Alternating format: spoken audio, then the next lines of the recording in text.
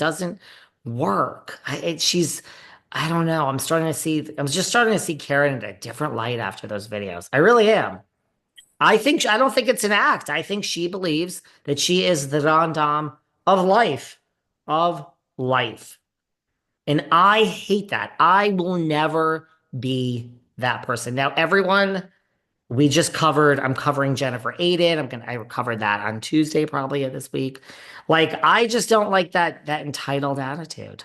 Do you think this was a weird thing between Kathy and Rena, though, or you think it was like, because I think they fucking hate each other based on this video that we watched. Look, Kathy, I love, I'm biased, right? I love Kath. And Kath had Mm-hmm. said when you and I hung out with her at Sutton's that Rena had sent her flowers, which is true, Mm-hmm. and a nice note.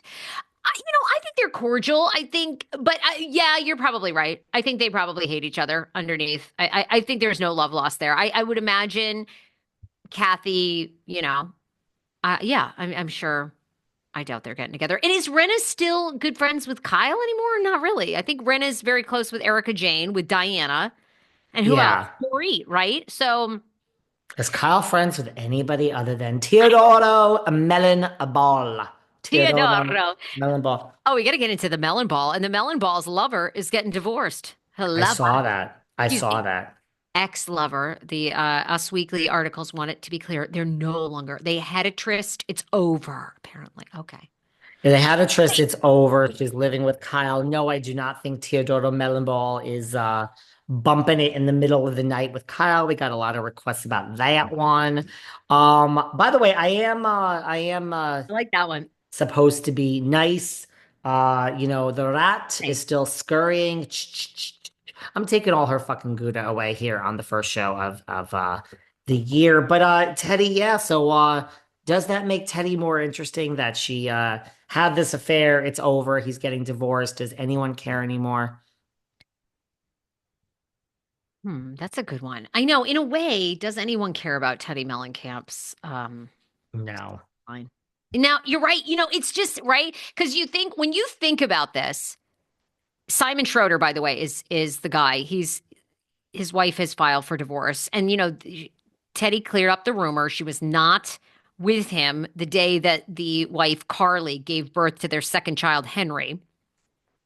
Carly filed the divorce paperwork here in LA on December 30th, citing irreconcilable differences. Carly listed the pair's date of marriage as April 14th, 2024. Woo! Quick separation. They separated in September of 2024. Although Carly and Simon's latest marriage lasted only 5 months, US confirmed that the pair previously had another marriage annulled in Ventura County.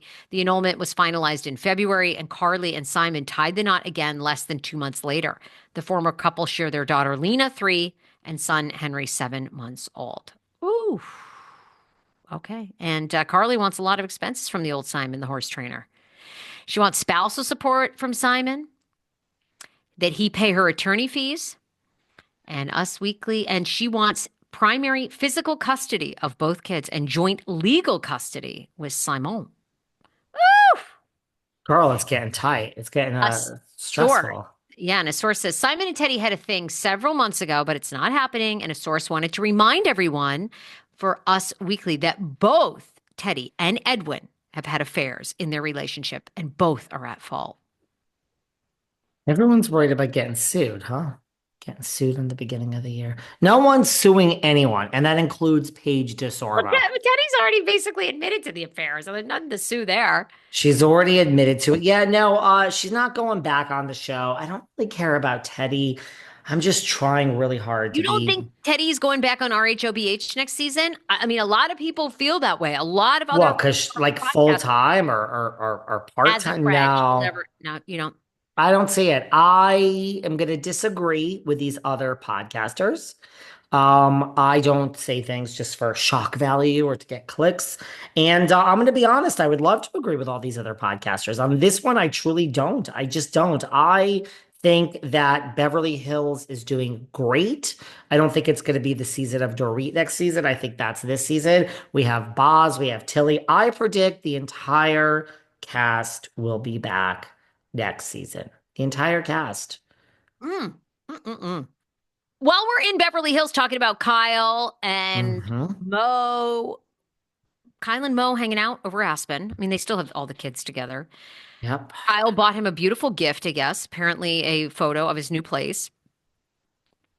Um, That's what she bought him. She like framed his bachelor pad well, it was no, for it had him. something else in it. Hold on. Kyle I mean, Richards I'm just a little behind on this.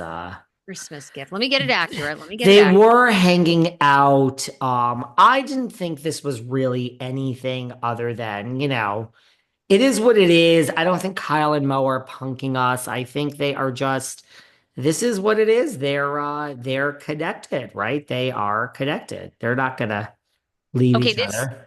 story dropped December 28th. At one point during a mini vlog that Sophia, their daughter, did together, it revealed that Kyle had surprised Mauricio with multiple Christmas gifts, one of which was an art piece for his new home, not of his new home. The framed artwork featured a cowboy riding horseback while overlooking a snowy landscape.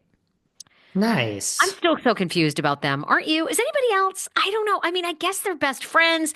I just recently read because of this whole PPP lawsuit that is against the agency and Kyle, or against Mo and the agency, that Mo is now worth close to $100 million, if not more. I mean, I'm so lost. Is anybody else still lost about these two? Do you have that PPO thing? I thought that was very interesting. Yeah. And it is actually very interesting because the people that are filing it against. Yeah, let's take a look at this. Like, who got what? I sent this to you. It's very interesting. People filed, so the PPO loans were during the pandemic. Look, a lot of people, even unemployment, like, remember back in the day before you used to have to go through 800. I know real estate, like, everyone I think got unemployment during the pandemic. A lot of people took advantage of it, and a lot of people took advantage of these PPO loans.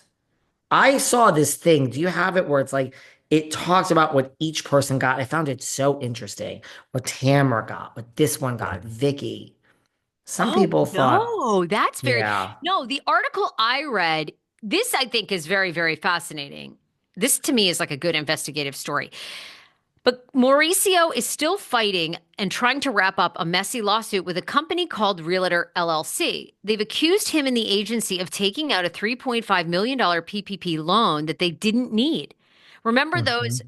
were forgivable paycheck protection loans given out to Right. businesses to help them offset the cost of COVID shutdowns. Well, Realtor filed the Hmm. lawsuit in July of 2023. So this has been going on for just as long as Mauricio's, marriage issues from Kyle.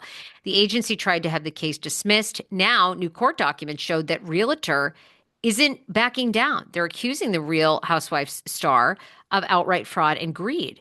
When the agency aimed to have the case dismissed, they argued that Realtor had no direct knowledge of their claims. Realtor has no direct link to the agency. They simply got the information about Mo's PPP loan from a public database. In the court documents obtained by In Touch, Realtor delivered a firm clapback at the argument. According to them, Mo and the agency need a stronger reasoning for dismissing the case. But so this I'm so fascinated by. It does seem like this is a random company. I wonder if they get money. There has to be a reason.